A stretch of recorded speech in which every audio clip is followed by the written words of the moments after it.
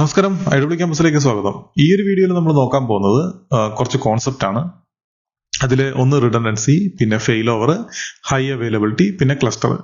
അപ്പോൾ ഇത് നമ്മൾ നെറ്റ്വർക്കിലൊക്കെ സ്ഥിരം കാണുന്ന അല്ലെങ്കിൽ കേൾക്കുന്ന കാര്യങ്ങളാണ്. അപ്പം ഇത് എന്താണെന്നും ഇത് എങ്ങനെയാണ് സെറ്റപ്പ് ചെയ്യുന്നതും അല്ലെങ്കിൽ ഇതിന്റെ കോൺസെപ്റ്റ് എന്താണെന്നുള്ള കാര്യമാണ് ഈ വീഡിയോയിൽ നമ്മൾ കംപ്ലീറ്റ്ലി നോക്കാൻ പോകുന്നത്. സോ ഫസ്റ്റ് റിഡൻഡൻസി എന്ന് വെച്ച് കഴിഞ്ഞാൽ നമുക്ക് ഒരു നെറ്റ്വർക്ക് എടുത്തു കഴിഞ്ഞാൽ അതിൽ ഇപ്പം അസ്യൂം ചെയ്യുക, നമുക്ക് ഇപ്പം നമ്മുടെ ഈ ഒരു ഡയഗ്രാം, ഈ ഒരു നെറ്റ്വർക്ക് നോക്കുകയാണെന്നുണ്ടെങ്കിൽ നമുക്ക് ഈ ഒരു സ്വിച്ച് എടുക്കുക.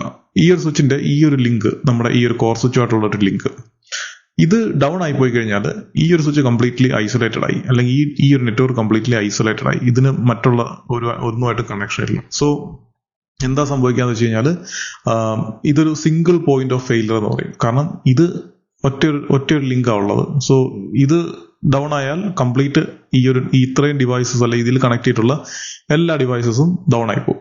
സോ അതുകൊണ്ട് നമ്മൾ സിംഗിൾ പോയിന്റ് ഓഫ് ഫെയിലിയർ എന്ന് പറയും. അന്നേരം എന്താ സംഭവിക്കുക വെച്ചാൽ ഇത് കംപ്ലീറ്റ്ലി ഡൗൺ ആയിപ്പോയി, ഇനി നമുക്കൊന്നും ചെയ്യാൻ ഒക്കില്ല. അപ്പൊ ഇത് തിരിച്ച് റീപ്ലേസ് ചെയ്ത് അല്ലെങ്കിൽ ഇതിന്റെ ഇഷ്യൂ ഫിക്സ് ചെയ്താൽ മാത്രമേ ഈ ഒരു ഡിവൈസുകൾക്ക് നെറ്റ്വർക്കിലോട്ട് കണക്ഷൻ കിട്ടത്തുള്ളൂ. സോ ഇതാണ് ഇതിന്റെ ഒരു ചലഞ്ച്. അന്നേരം നമ്മൾ റിഡൻഡൻസി എന്ന് പറഞ്ഞൊരു കോൺസെപ്റ്റ് വരുമ്പോഴത്തേക്കും നമ്മൾ എന്താ ചെയ്യുന്നത് വെച്ച് കഴിഞ്ഞാൽ ഇതിനെ നമ്മൾ ഇവിടുന്ന് ഒരു കണക്ഷൻ എടുത്ത് ഈ ഒരു സ്വിച്ചിലോട്ട് കൊടുക്കുകയോ അല്ലെങ്കിൽ ഇവിടുന്ന് തന്നെ ഒരു കണക്ഷൻ എടുത്തിട്ട് ഇതിലോട്ട് കൊടുക്കുകയോ രണ്ടാമതൊരു അഡീഷണൽ കണക്ഷൻ എടുത്ത് കൊടുക്കുകയോ ചെയ്യാൻ പറ്റും. സോ അങ്ങനെ ആകുമ്പോൾ എന്താണെന്ന് വെച്ചാൽ നമുക്ക് ഒന്നിലധികം പാത്ത് അവിടെ ഉണ്ടാവും.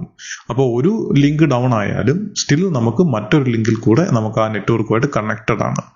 സോ അതാണ് റിഡൻഡൻസി. അപ്പം ഡ്യൂപ്ലിക്കേറ്റ് ലിങ്ക് ആയിട്ടോ അല്ലെങ്കിൽ ഈവൻ നമുക്ക് ഇപ്പം ഈ ഒരു സെർവറിന്റെ കേസസ്, ഈ സെർവേഴ്സിലാണെന്നുണ്ടെങ്കിൽ ഇപ്പം നമ്മൾ പി സി എടുക്കുവാണെങ്കിൽ പി സിയിൽ സാറിന് ഒറ്റ നിക്കാടെ കാണത്തുള്ളൂ, അല്ലെങ്കിൽ ഒരു വയർലെസ് ഉണ്ടായിരിക്കും. നമുക്ക് അതിൽ ലോഡ് ബാലൻസിങ് അങ്ങനെയുള്ള കാര്യങ്ങളൊക്കെ ചെയ്യുന്ന തേർഡ് പാർട്ടി സോഫ്റ്റ്വെയർസ് യൂസ് ചെയ്യണം. ഡീഫോൾട്ടായിട്ട് നമുക്ക് വിൻഡോസിലോ അല്ലെങ്കിൽ അങ്ങനെയുള്ള OS-ലോ നമുക്കത് പോസിബിൾ അല്ല. സോ നമ്മളവിടെ ലിങ്ക് ലോഡ് ബാലൻസിങ് അങ്ങനെയുള്ള വേറെ കാര്യങ്ങൾ നമ്മൾ തേർഡ് പാർട്ടി സോഫ്റ്റ്വെയർസ് യൂസ് ചെയ്തേ പറ്റുള്ളൂ. അതേസമയം സെർവേഴ്സിലൊക്കെ ആണെന്നുണ്ടെങ്കിൽ നമുക്ക് ഈസി ആയിട്ട് അത് ചെയ്യാൻ പറ്റും. കാരണം നോർമലി സെർവേഴ്സ് എന്ന് പറഞ്ഞു കഴിഞ്ഞാൽ ബിസിനസ് റൺ ചെയ്യാൻ വേണ്ടിയിട്ടാണ് നമ്മൾ സാധാരണ സെർവേഴ്സ് യൂസ് ചെയ്യുന്നത്. അപ്പോൾ ബിസിനസ് ആപ്ലിക്കേഷൻസ്. അപ്പോൾ അതിന് ഈ പറഞ്ഞ പോലെ റിഡൻഡൻസി എന്ന് പറഞ്ഞൊരു മെയിൻ ആയിട്ടൊരു കാര്യമാണ്. അപ്പോൾ അങ്ങനെ വരുവാണെന്നുണ്ടെങ്കിൽ ഇൻ കേസ് ഈ ഒരു ലിങ്ക് ഫെയിൽ ആവുകയാണെന്നുണ്ടെങ്കിൽ ഈ സെർവേഴ്സ് എല്ലാം കംപ്ലീറ്റ്ലി ഈ നെറ്റ്വർക്കിൽ നിന്ന് ഔട്ട് ആവും. അതേപോലെ തന്നെ ഇൻ കേസ് ഈ സ്വിച്ച് ഫെയിൽ ആവുകയാണെങ്കിൽ എന്താ സംഭവിക്കുക, ഈ സെർവേഴ്സ് വീണ്ടും ഈ ഒരു നെറ്റ്വർക്കിൽ നിന്ന് ഔട്ട് ആവുമല്ലോ. അപ്പോൾ നമുക്ക് ചെയ്യാൻ പറ്റുന്ന കാര്യം എന്ന് വെച്ച് കഴിഞ്ഞാൽ നോർമലി നമ്മൾ റിഡൻഡൻസി കൊണ്ടുവരിക എന്ന് പറയുമ്പോൾ നമ്മൾ എന്താ ചെയ്യുന്നത് വെച്ച് കഴിഞ്ഞാൽ അവിടെ ഒരു അഡീഷണൽ സ്വിച്ച് നമുക്ക് ഇടാൻ പറ്റും. കണ്ടോ? എന്നിട്ട് ഈ ഒരു സ്വിച്ച് നമ്മൾ എന്താ ചെയ്യുന്നത് വെച്ചാൽ ഈ ഒരു കോർ സ്വിച്ചുമായിട്ട് കണക്ട് ചെയ്യും. എന്നിട്ട് ഓരോ സെർവേഴ്സ് നമ്മൾ ഈ സ്വിച്ചിലോട്ട് കണക്ട് ചെയ്യും. അതിൻ്റെ ഒരു റിഡൻഡന്റ് ലിങ്ക് ഇവിടെ നമുക്ക് കണക്ട് ചെയ്യാൻ പറ്റും. സോ ഇങ്ങനെ വരുമ്പം ഉള്ളൊരു ബെനിഫിറ്റ് എന്താണെന്ന് വെച്ച് കഴിഞ്ഞാൽ ഇൻ കേസ് ഈ സ്വിച്ച് തന്നെ ഫെയിൽ ആയി പോയാലും അല്ലെങ്കിൽ ഈ സ്വിച്ച് ഫെയിൽ ആയാലും സ്റ്റിൽ നമുക്ക് ഈ സെർവേഴ്സിൽ ഉള്ള കണക്ഷൻസ് അവിടെ മെയിൻറ്റെയിൻ ചെയ്യാൻ പറ്റും. അപ്പോൾ ലിനക്സിലാണെന്നുണ്ടെങ്കിൽ നമുക്ക് ബോണ്ടിങ് എന്ന് പറയും. നമുക്ക് മൾട്ടിപ്പിൾ ലിങ്ക്സ് ഒറ്റ ഒരു വെർച്വൽ ലിങ്ക് ആയിട്ട് ക്രിയേറ്റ് ചെയ്യാൻ പറ്റും. അതിനെ ബോണ്ടിങ് എന്ന് പറയും. വിൻഡോസിലാണെന്നുണ്ടെങ്കിൽ നിക് ടീമിംഗ് എന്നാണ് പറയുന്നത്. അപ്പൊ ടീമിംഗ് ചെയ്ത നിക്കാർഡ് ഉണ്ടെന്നുണ്ടെങ്കിൽ നമുക്ക് ഈ രണ്ട് സ്വിച്ചിൽ നമുക്ക് കണക്ട് ചെയ്യാൻ പറ്റും. എന്നിട്ട് അതുവഴി ആ ഒരു കണക്ഷൻ ഇൻ കേസ് ഈ ലിങ്ക് ഡൗൺ ആവുകയോ അല്ലെങ്കിൽ സ്വിച്ച് ഡൗൺ ആവുകയോ ചെയ്താലും അപ്പുറത്തെ ലിങ്കിൽ കൂടെ കണക്ഷൻസ് വർക്ക് ആവും. സോ ഈ രീതിയിൽ നമുക്കത് സെറ്റപ്പ് ചെയ്യാൻ പറ്റും. ഇങ്ങനെയാണ് നമ്മളവിടെ ഒരു റിഡൻഡൻസി സംഭവം കൊണ്ടുവരുന്നത്. അപ്പം ഇനി ഇതിൻ്റെ അകത്തുള്ള വേറൊരു പ്രശ്നം എന്ന് വെച്ച് കഴിഞ്ഞാൽ അസ്യൂം ചെയ്യും കോർ സ്വിച്ച് ഡൗൺ ആയിപ്പോയി. അപ്പൊ എന്ത് ചെയ്യും? കോർ സ്വിച്ച് ഡൗൺ ആയി പോയി കഴിഞ്ഞാൽ പിന്നെ നമുക്കൊന്നും ചെയ്യാൻ ഒക്കത്തില്ല. കാരണം ഈ നെറ്റ്വർക്ക് കംപ്ലീറ്റ്ലി ഐസൊലേറ്റ് ആവും. ഇന്റർവീലാൻ റൗട്ടിങ് അവിടെ നടക്കില്ല. കാരണം ഈ കോറിലാണ് ഇന്റർവീലാൻ റൗട്ടിങ് ഉള്ളത്. അപ്പം കോർ സ്വിച്ചിനൊപ്പം ഒരു റിഡൻഡൻസി വേണ്ടേ? അതായത് കോർ സ്വിച്ചിന് നമുക്ക് റിഡൻഡൻസി കൊണ്ടുവരാൻ പറ്റും. അപ്പോൾ നമുക്ക് എന്താ ചെയ്യേണ്ടത്? ഒരു അഡീഷണൽ കോർ സ്വിച്ച് അവിടെ കൊണ്ടുവരണം. അപ്പോൾ ഒരു അഡീഷണൽ കോർ സ്വിച്ച് കൊണ്ടുവന്നിട്ട് നമുക്ക് അവിടെ ഒരു റിഡൻഡൻസി നമുക്ക് അവിടെ സെറ്റ് ചെയ്യാൻ പറ്റും. അപ്പോൾ ഇവിടെ ഒരു കോർ സ്വിച്ച് കൊണ്ടുവന്നു. എന്നിട്ട് നമുക്ക് ഈ കണക്ഷൻസ് എല്ലാം ഈ കോർ സ്വിച്ചിലോട്ട് നമ്മൾ ഫസ്റ്റ് കോർ സ്വിച്ച് ഈ സ്വിച്ചിൽ എന്തൊക്കെയാണോ കണക്ട് ചെയ്തേക്കുന്നത് അതേപോലെ എല്ലാ ഡിവൈസും നമ്മൾ ഈ ഒരു കോർ സ്വിച്ചിലോട്ട് നമ്മൾ കണക്ട് ചെയ്യും. അപ്പോൾ അവിടെ ഒരു റിഡൻഡൻസി ആയി. കണ്ടോ? ഈ സ്വിച്ചിലോട്ട് പോകും, അത് കഴിഞ്ഞിട്ട് ഇങ്ങനെ വരും. സോ ഇങ്ങനെ നമുക്കൊരു റിഡൻഡൻസി ഇവിടെ കൊണ്ടുവരാൻ പറ്റും. എന്നിട്ട് അപ്പം ഈ കോർ സ്വിച്ചിന്റെ കേസ് നോക്കുകയാണെന്നുണ്ടെങ്കിൽ നമുക്ക് അവിടെ റിഡൻഡൻസി നമ്മൾ സെറ്റപ്പ് ചെയ്ത് രണ്ട് കോർ സ്വിച്ചുകളായി. പക്ഷേ ലെയർ 2 വഴിയുള്ള കണക്ഷൻസ് എല്ലാം, കമ്മ്യൂണിക്കേഷൻ എല്ലാം ഈ വഴി സംഭവിക്കും, പ്രശ്നമില്ല. പക്ഷെ ഇതിനകത്ത് ലെയർ 3 ഉണ്ട്, IP ബേസിലുള്ള കോൺഫിഗറേഷൻ ഉണ്ട്. അപ്പോൾ നമുക്കറിയാം ഒരു നെറ്റ്വർക്കിൽ എപ്പോഴും ഒരു IP പാടുള്ളൂ. അപ്പോൾ കോർ സ്വിച്ചിൽ നമ്മൾ ഈ ഒരു കോർ സ്വിച്ച് എടുക്കുകയാണെന്നുണ്ടെങ്കിൽ ഇതിനകത്ത് നമുക്ക് VLANസിനെല്ലാം IP കോൺഫിഗർ ഉണ്ട്, 192.168.10.1 എന്ന് പറഞ്ഞ്. അപ്പോൾ ഇവിടെ നമുക്ക് അതേ സെയിം IP അഡ്രസ്സ് കോൺഫിഗർ ചെയ്യാൻ പറ്റത്തില്ല. കാരണം എന്താ വെച്ച് കഴിഞ്ഞാൽ അവിടെ ഡ്യൂപ്ലിക്കേറ്റ് IP വരും. അപ്പോഴാണ് നമ്മൾ രണ്ടാമത്തെ കോൺസെപ്റ്റിലോട്ട് പോകുന്നത്, അതാണ് ഫെയിൽ ഓവർ. അപ്പം ഈ ഒരു ഫെയിൽ ഓവർ സെറ്റപ്പ് നമ്മൾ കൊണ്ടുവരുമ്പോൾ എന്താ ചെയ്യുന്നത് വെച്ച് കഴിഞ്ഞാൽ, ഈ പ്രൈമറി അല്ലെങ്കിൽ ആദ്യത്തെ ഈ ഒരു ഡിവൈസ് ഫെയിൽ ആവുകയാണെന്നുണ്ടെങ്കിൽ ഈ രണ്ടാമത്തെ ഡിവൈസ് ഇതിന്റെ കംപ്ലീറ്റ് വർക്ക് ലോഡ്സും എടുക്കും.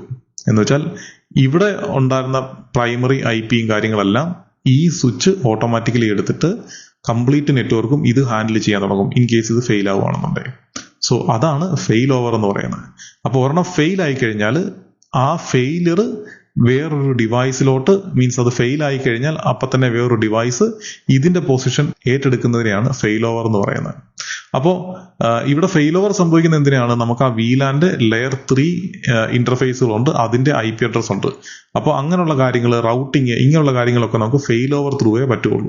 അതേസമയം സ്വിച്ചിന്റെ കേസ് ആണെന്നുണ്ടെങ്കിൽ നമുക്ക് ഫെയിൽ ഓവർ ചെയ്യേണ്ട ആവശ്യമില്ല, ബിക്കോസ് നമുക്ക് അവിടെ റിഡൻഡന്റ് പാത്ത് ക്രിയേറ്റ് ചെയ്താൽ മതി. കാരണം ഇവിടെ നമ്മൾ പ്രത്യേകിച്ച് ഫെയിൽ ഓവർ ചെയ്യാനായിട്ടൊരു സംഭവം ഇല്ല. ഇവിടെ ഒരു ലിങ്ക് ഡൗൺ ആണെങ്കിൽ നമ്മളൊരു ഓൾട്ടർനേറ്റ് പാത്ത് അല്ലെങ്കിൽ ഒരു ഓൾട്ടർനേറ്റ് ഡിവൈസ് എന്നുള്ള രീതിയിൽ നമുക്ക് ചെയ്യാൻ പറ്റും. ഇവിടെ അതൊക്കെ തന്നെയാണ്, ഓൾട്ടർനേറ്റ് പാത്ത്, ഓൾട്ടർനേറ്റ് ഡിവൈസ് എന്നുള്ള രീതിയിൽ നമുക്ക് അത് സെറ്റ് ചെയ്യാൻ പറ്റും. പക്ഷെ ഇവിടെ വരുന്ന ഒരു ഫീച്ചറാണ് അല്ലെങ്കിൽ ഒരു സർവീസ് ഉണ്ട്, റൗട്ടിംഗ് എന്നുള്ള സർവീസ്. ആ റൗട്ടിംഗ് എന്നുള്ള സർവീസിൽ ഫെയിൽ ഓവർ വേണം, എന്നാലേ അത് വർക്ക് ആവത്തുള്ളൂ. അപ്പം അതിന് ഫെയിൽ ഓവർ മെക്കാനിസംസ് ഉണ്ട്. അതിന് നമുക്ക് HSRP അല്ലെങ്കിൽ VRRP എന്ന് പറഞ്ഞ ഈ സർവീസുകളുണ്ട്. അത് വെച്ചുകൊണ്ട് നമുക്ക് ഇതിനെ ഫെയിൽ ഓവർ ചെയ്യാൻ പറ്റും. അപ്പോൾ ഇപ്പം ഞാൻ ഇവിടെ ഒരു നമ്മുടെ ഡീഫോൾട്ട് ഗേറ്റ് വേ ഉണ്ടല്ലോ. അപ്പോൾ ഈ ഒരു ഡീഫോൾട്ട് ഗേറ്റ് വേയിലോട്ട് ഇപ്പൊ പിങ് ചെയ്യുവാണെന്നുണ്ടെങ്കിൽ ഇപ്പം പിങ് 192.168.110.1 എന്ന് പറഞ്ഞ IP-ലോട്ട് പിങ് ചെയ്യുവാണ്. ഇത് പിങ് ആവുന്നുണ്ട്. അന്നേരം ഇത് ഇവിടെയാണ് ഈ IP കോൺഫിഗർ ചെയ്തേക്കുന്നത്. സോ ഈ ഡിവൈസ് ഡൗൺ ആവുകയാണെങ്കിൽ വേറെ ഒരു ഡിവൈസിൻ്റെ അകത്തും ഈ IP ഇല്ല. അതുപോലെ ഈ റൗട്ടിങ് വേറെ എങ്ങും ഇല്ല. അപ്പൊ ഇത് നമ്മൾ അതേ സെയിം ഡ്യൂപ്ലിക്കേറ്റ് IP വെച്ച് കോൺഫിഗർ ചെയ്യാൻ ഒക്കത്തില്ല. സോ അവിടെയാണ് ചലഞ്ച്. അവിടെയാണ് നമ്മൾ ഫെയിൽ ഓവർ കോൺഫിഗറേഷൻ എന്ന് പറഞ്ഞ സെറ്റപ്പ് വരുന്നതും. ആ പ്രോട്ടോകോൾ യൂസ് ചെയ്തിട്ട് നമുക്ക് ഇതിന്റെ സർവീസിനെ അങ്ങോട്ട് ഫെയിൽ ഓവർ ചെയ്യാൻ പറ്റും. സോ അവിടെ ചെയ്യുന്ന സർവീസിനെയാണ് അവിടെ ഫെയിൽ ഓവർ ചെയ്യുന്നത്. ഓക്കെ, അതാണ് ഫെയിൽ ഓവർ. അപ്പോൾ നമ്മൾ ഇത് രണ്ടും കൂടെ ചേരുന്നതാണ് ഹൈ അവൈലബിലിറ്റി എന്ന് പറയുന്നത്. അന്നേരം എന്താ സംഭവിക്കാന്ന് വെച്ച് കഴിഞ്ഞാൽ നമുക്ക് റിഡൻഡൻസി ഉണ്ട്, ഇതേപോലുള്ള ഫെയിൽ ഓവർ മെക്കാനിസം കൂടെ കൂടിച്ചേരുന്നതാണ് ഹൈ അവൈലബിലിറ്റി എന്ന് പറയുന്നത്. അപ്പോൾ നമ്മൾ പറയുന്നത് ഒരു നെറ്റ്വർക്ക് ഹൈ അവൈലബിൾ ആവണം എന്ന് പറയുവാണെന്നുണ്ടെങ്കിൽ നമുക്ക് അവിടെ റിഡൻഡന്റ് പാത്തും ഉണ്ടാവണം, ഇതേപോലെ തന്നെയുള്ള ഹൈ അവൈലബിലിറ്റി കോൺഫിഗറേഷൻ നമ്മൾ സെറ്റപ്പ് ചെയ്യണം. ഫെയിൽ ഓവർ കോൺഫിഗറേഷൻ നമ്മൾ സെറ്റപ്പ് ചെയ്യണം. അപ്പോൾ ഇത് രണ്ടും കൂടെ വരുമ്പോഴാണ് ഹൈ അവൈലബിലിറ്റി എന്ന് പറയുന്നൊരു കോൺസെപ്റ്റ് വരുന്നത്. അപ്പോൾ ഇതൊക്കെ നമ്മുടെ ഒരു നെറ്റ്വർക്ക് സെറ്റപ്പിലും അതുപോലെ ഈ സെർവർ സെറ്റപ്പിലൊക്കെയാണ് നമ്മൾ സാധാരണ ഇത് സെറ്റ് ചെയ്യുന്നത്. അപ്പോൾ ഇവിടൊക്കെ നമ്മൾ ഫെയിൽ ഓവർ ആണ് ഇതിലെല്ലാം സെറ്റ് ചെയ്യുന്നത്. ഇവിടെ സർവീസ് വരുമ്പോൾ ഹൈ അവൈലബിലിറ്റി വരും. അപ്പോൾ ഈ സെർവർ റൺ ചെയ്യുന്ന സർവീസുകളെ സംബന്ധിച്ചിടത്തോളം എന്തായിരിക്കും, അസ്യൂം ചെയ്യുക ഈ ഒരു സെർവർ ഡൗൺ ആയിപ്പോയി, അപ്പം ഈ സെർവറിനകത്ത് റൺ ചെയ്യുന്ന സർവീസ് കംപ്ലീറ്റ്ലി സ്റ്റോപ്പ് ആവും. കാരണം ഡൗൺ ആയി കഴിഞ്ഞാൽ പിന്നെ അത് കിട്ടില്ലല്ലോ. അപ്പം അവിടെ വരുന്ന സംഭവമാണ് ക്ലസ്റ്ററിങ് എന്ന് പറയുന്ന സാധനം.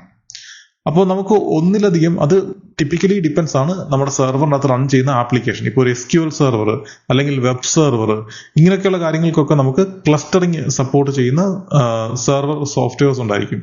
അല്ലെങ്കിൽ ആ ക്ലസ്റ്ററിങ് സപ്പോർട്ട് ചെയ്യുന്ന സെർവർ OS, ഈവൻ വിൻഡോസ് ആണെങ്കിലും ലിനക്സ് ആണെങ്കിലും OS ലെവലിൽ ക്ലസ്റ്ററിങ് സപ്പോർട്ട് ചെയ്യും. അതുകൂടാതെ സർവീസ് ലെവലിലും ക്ലസ്റ്ററിങ് സപ്പോർട്ട് ചെയ്യും. അപ്പോൾ നമുക്ക് എന്താണോ അവിടെ, ഏത് സർവീസ് ആണോ നമുക്ക് ഈ ക്ലസ്റ്ററിങ്ങിൽ കൊണ്ടുവരേണ്ടത് അല്ലെങ്കിൽ ഈ രണ്ടും കൂടെ ഒരുമിച്ച് വർക്ക് ചെയ്യുന്ന രീതിയിൽ കൊണ്ടുവരേണ്ടത്, അതിനെയാണ് നമ്മൾ ക്ലസ്റ്ററിങ് എന്ന് പറയുന്നത്. എന്ന് വെച്ചാൽ ഇപ്പോൾ അസ്യൂം ചെയ്യാൻ നമുക്ക് 2 സെർവേഴ്സ് ഉണ്ട്, അതിനകത്ത് രണ്ടിനകത്തും SQL സെർവർ ഇൻസ്റ്റാൾ ചെയ്തിട്ടുണ്ട്. SQL സെർവർ ഡേറ്റാബേസ് ആണ് മൈക്രോസോഫ്റ്റിന്റെ. അപ്പം ഈ SQL സെർവർ തമ്മിൽ ഞാൻ ക്ലസ്റ്ററിങ് ചെയ്തു. അപ്പം ഇതിൻ്റെ അകത്ത് സെർവർ 1 SQL സെർവർ ഉണ്ട്, സെർവർ 0 SQL സെർവർ ഉണ്ട്.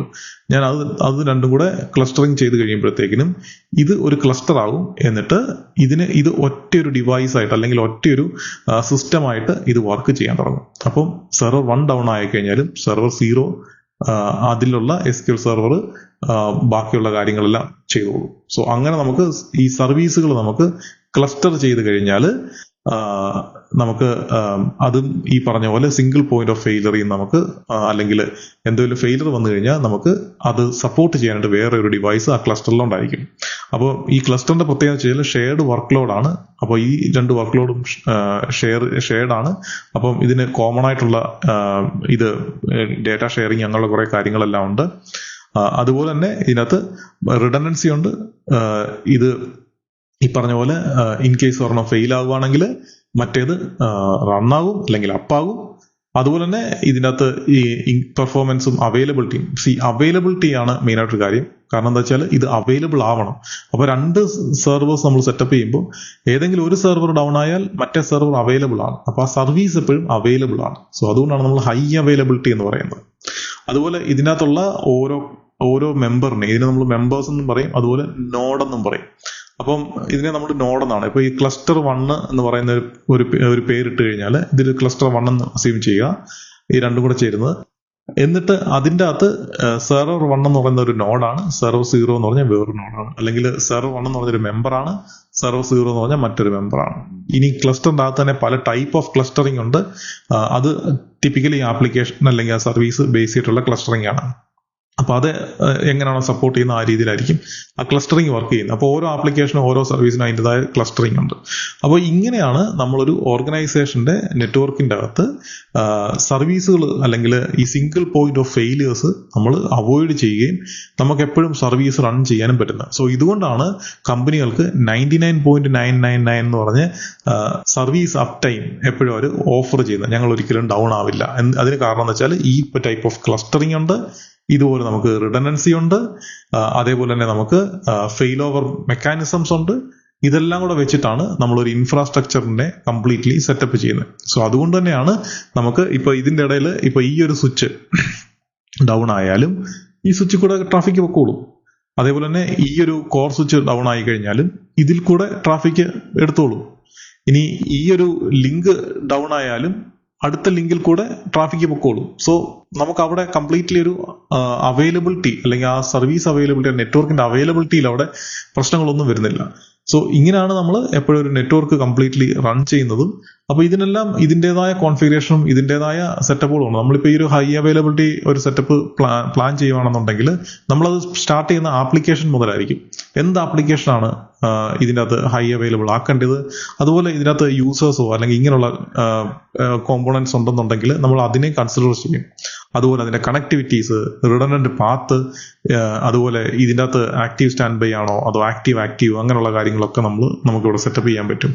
അതുപോലെ വൺസ് ഇത് ഫെയിൽ ഓവർ ആയി കഴിഞ്ഞാൽ എങ്ങനെയാണ് തിരിച്ച് ഫെയിൽ ബാക്ക് ചെയ്യുന്നത്, ഇങ്ങനെ കുറെ പ്ലാനിങ്സ് ഉണ്ടായിരിക്കും. പിന്നെ ഇതിൻ്റെ അകത്ത് ഇമ്പോർട്ടൻ്റ്ലി ഇവിടുന്നാണ് നമ്മൾ ഡിസാസ്റ്റർ റിക്കവറി എന്നൊക്കെ പറഞ്ഞ കോൺസെപ്റ്റിലോട്ട് പോകുന്നത്.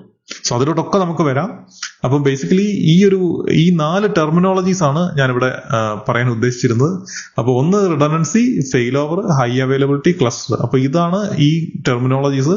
അപ്പോൾ അതിന്റെ ഒരു പ്രാക്ടിക്കൽ ആയിട്ടുള്ളൊരു ഐഡിയ ആണ് ഞാനിവിടെ ഈ ഒരു സെഷനിൽ തരാമെന്ന് ഉദ്ദേശിച്ചത്. അപ്പം ഇത് പിന്നെ എവിടെ കേട്ട് കഴിഞ്ഞാലും ഇതാണ് സംഭവം. ഈ ഒരു പിക്ചർ ഓർമ്മ വെക്കുക.